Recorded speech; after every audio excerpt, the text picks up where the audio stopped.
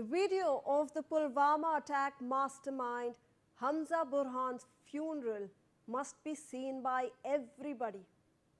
The man who masterminded the terror attack that led to 40 CRPF Jawans losing their life in 2019. Hamza's funeral was held in Islamabad. He can be seen lying in a coffin, covered in flowers, killed by unknown gunmen 2 days back. Hamza was running a terror network that radicalized our children in Kashmir. Now another video shows the freedom that Pakistan has given to the world's most wanted terrorists. Several high-profile and wanted terrorists based in Pakistan have attended the terrorist Hamza Burhan's funeral. Hizbul Mujahideen chief Saeed Salahuddin, a US designated terrorist, and Al-Badr chief Bakht Zameen Khan were seen in visuals that have been emerging from the gathering. Photos and videos circulating on social media show why security arrangements were heavy at the funeral gathering. With a massive deployment of armed terrorists, this brings back our memories of Operation Sindoor, where India exposed how Pakistan's ISI was giving a state funeral to globally designated terrorists.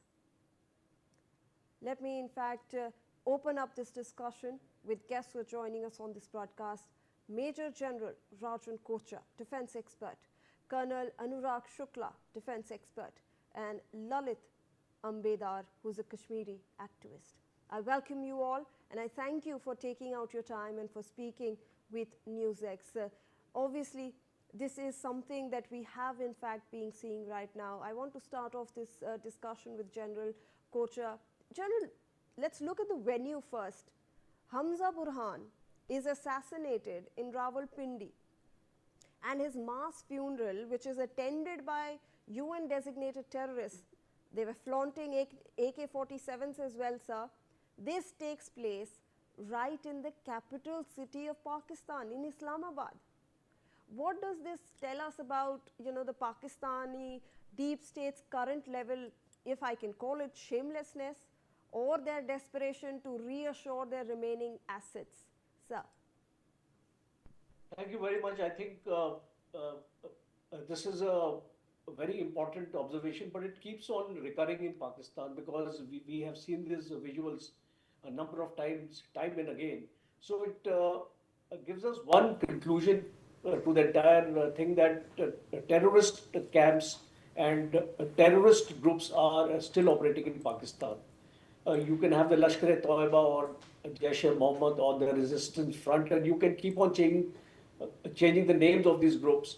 But presence of these terrorists is already well established in Pakistan. But unfortunately, this world is making a distinction between good terrorism and bad terrorism, because there is nothing good or bad about terrorism. It's only bad, and it's for the mankind to realize that this menace has to be eradicated. We have seen this stand of United States also. A dual stand is being taken where Iran is being treated in a different manner and Pakistan is being treated in a different manner. And it also brings us one important aspect, is a country which is harboring terrorists. How can that country be nominated to be a part of a peace process as we are seeing it happening in Iran? A second important aspect is the FATF grey list, which Pakistan was there for 4-5 years, and a couple of years back Pakistan was taken off this list. I would like to ask those authorities who are responsible to put nations in this grey list and blacklist, that on what basis did you remove Pakistan from this list? So now it brings us to one important aspect. You mentioned about Operation Sindoor. I think a 4 days operation is not a deterrence for Pakistan. We need to have strong punitive measures, because we have tried to isolate Pakistan, but it has not happened, because China and United States are well entrenched in the backyard of Pakistan. So I think we'll have to resort to some punitive and stronger measures to make sure that this nexus of terrorism in Pakistan is broken. We may, and I will conclude with my statement that we may like to adopt the Israeli model here, because basically that is the model only which can work. Launching operations Sindoor or launching wars or battles is not the solution. We have to have these targeted attacks in Pakistan, and for that the will is required, and the intelligence, hard intelligence is required, and we must hit back inside Pakistan.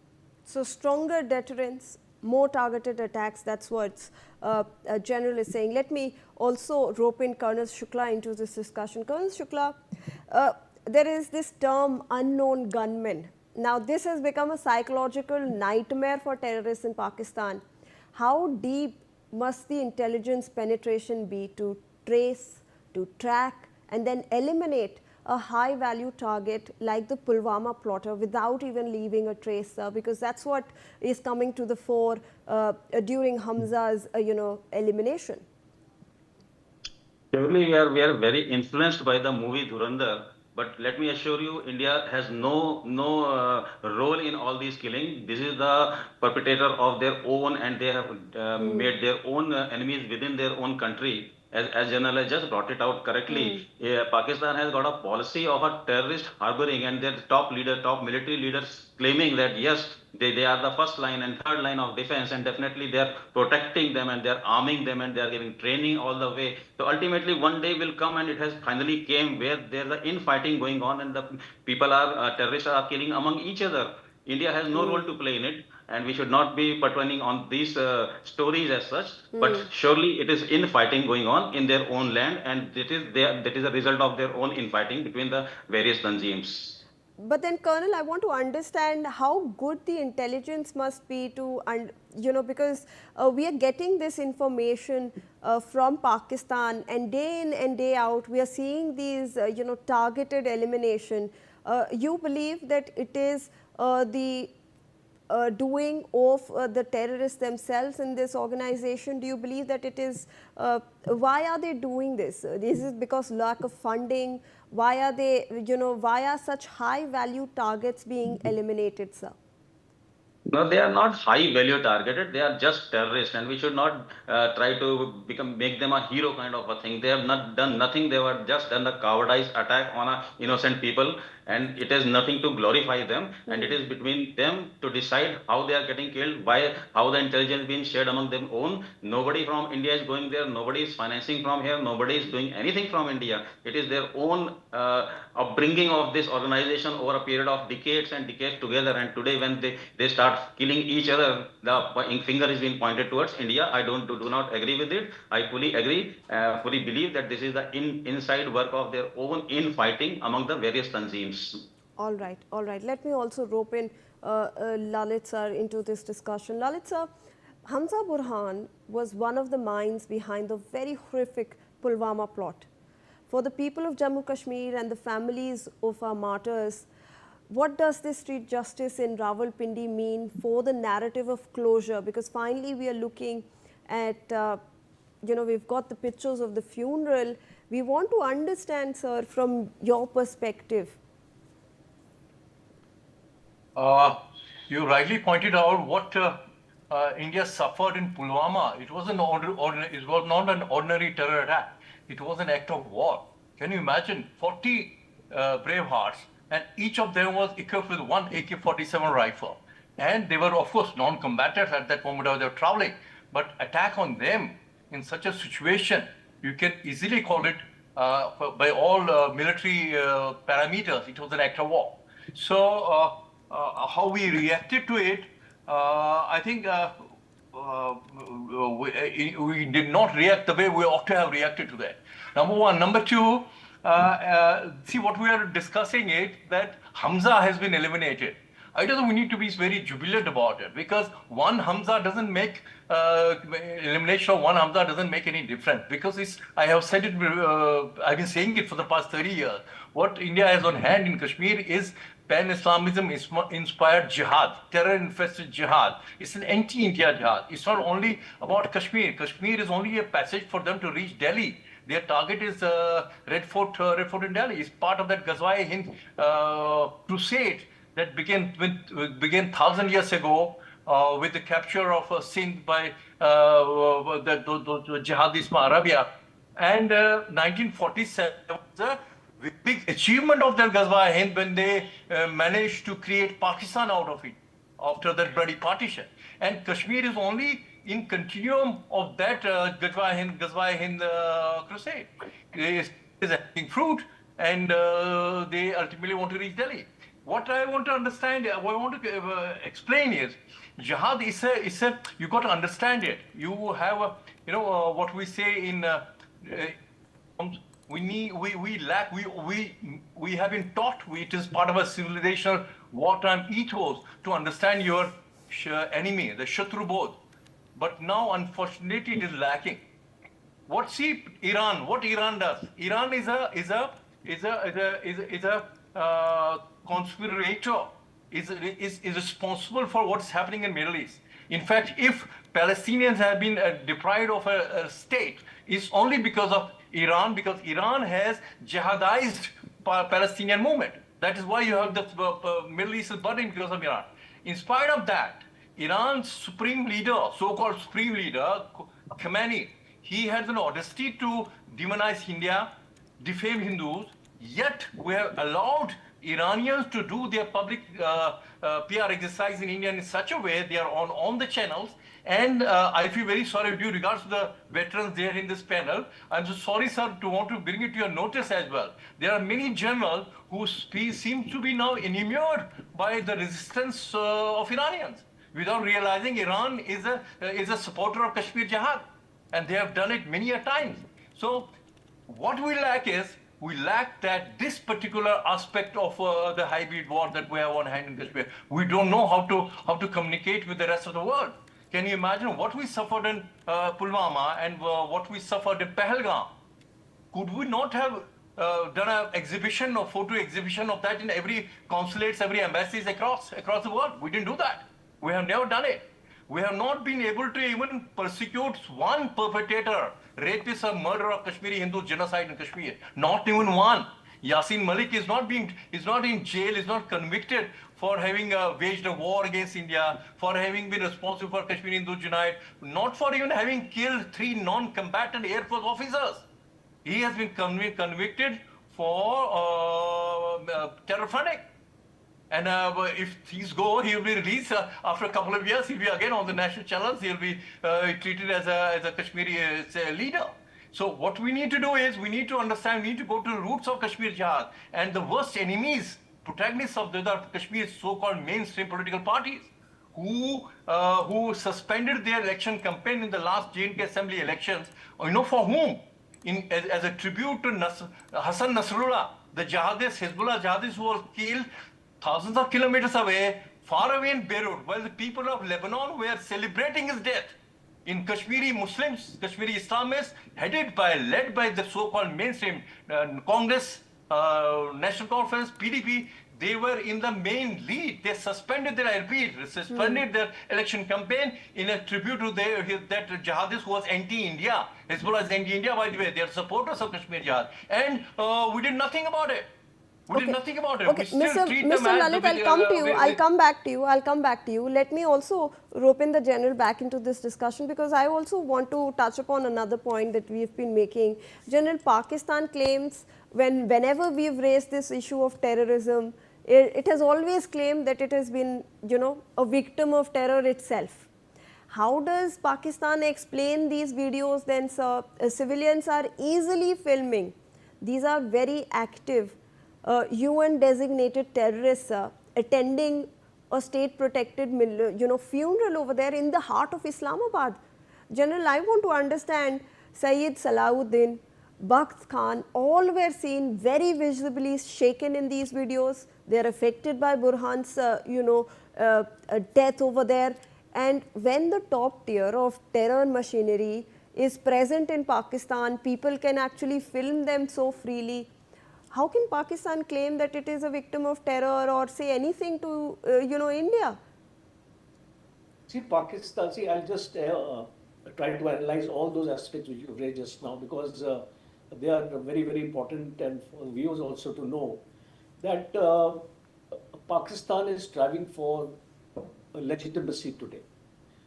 We are seeing some of the places in Karachi, Sindh, Punjab, renaming and Hindu names also taking place in Pakistan, because Pakistan is a Islamic state. In spite of that, you're doing this PR exercise, because now Pakistan has realized, when you talk about terrorism in Pakistan, who has raided these terrorists? Like, I'll give you example of Tehrik-e-Taliban Pakistan, because that is one terrorist group which has gone rogue as far as Pakistan is concerned, and that is why in Khyber Pakhtunkhwa and Baluchistan areas where the BLA is quite active, it is beyond the control of the Pakistan army. I'm given to understand that after 6 p.m. in the night, there is no control of the Pakistan army in these two states. So the point here to understand is, and which I had actually mentioned in my opening remarks, is that we need to work very closely with Mossad, because Mossad-like operations are required to be conducted in Pakistan.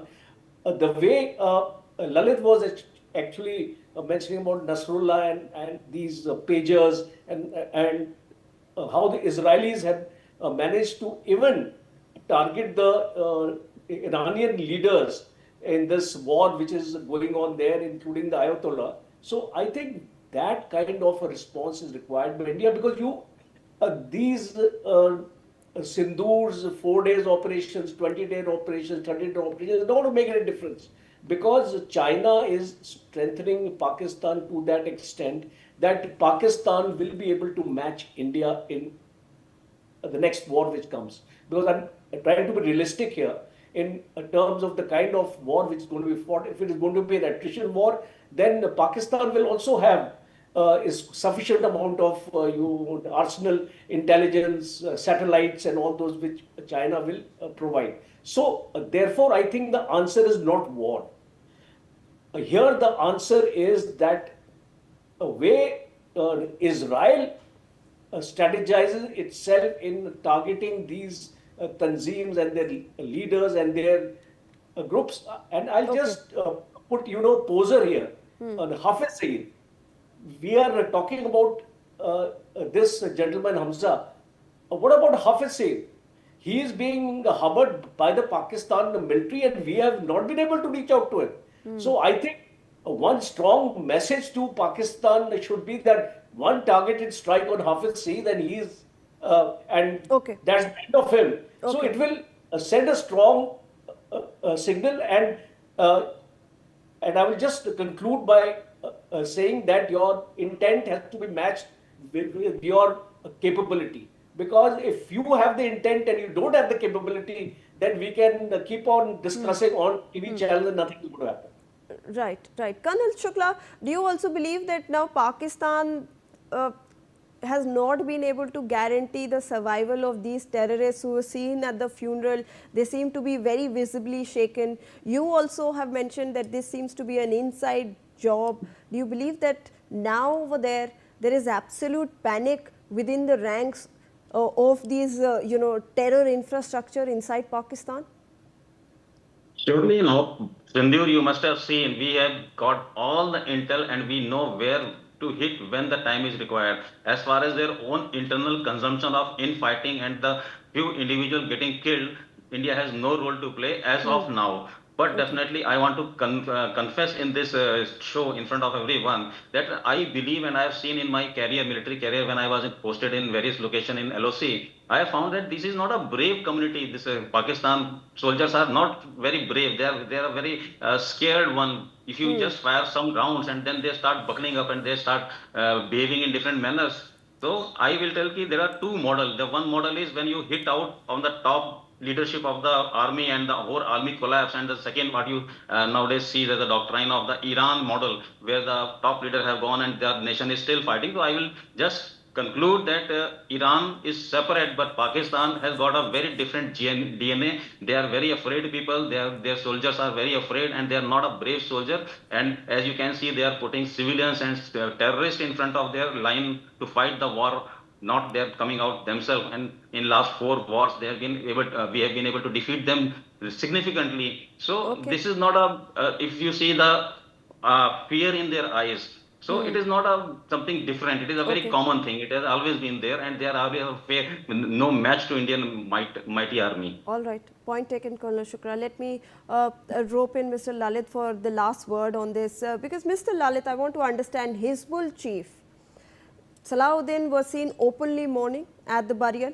For years, he is someone who has misdirected the youth of the valley from the safety of Pakistan. Mr. Lalit, I want to understand, now that the handlers in Islamabad and Rawalpindi, they are living in absolute fear of their lives. We have seen these, targeted killings that are happening. Do you believe that, an overground worker network or those recruitment pipelines that are there in the valley, will they dry up very soon? Do you see, some ray of hope, or do you see that the situation is not improving as you would like to see? Let me reiterate, I follow jihad conflicts globally, and I've been doing this for the many years. And as we are talking, there are certain countries in Africa, they're on the verge of falling into the hands of Islamists. Jihad has not been vanquished anywhere in the world. Let me tell you. Till there are internal reforms within Islam, you will not be able to, you will have to live with this menace. You can only contain it. In Kashmir also, we have to contain it. I repeat, I have hopes in King Salman of Saudi Arabia. He is trying to change, because they are the founders of Wahhabism in the world, and they are the worst. They are on the target of its very Wahhabis. Okay. They are trying to change the concept. Now, see, these terrorists that we are talking about, they have become redundant for Pakistan.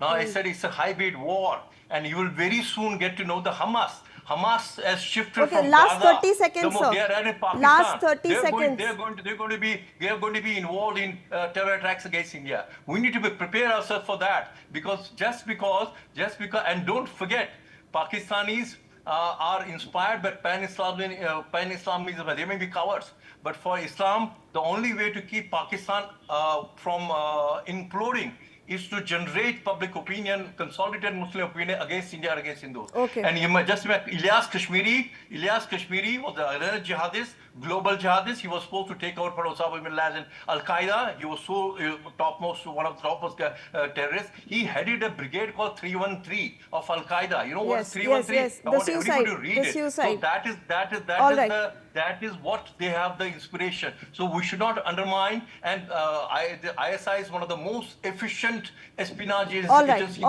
world.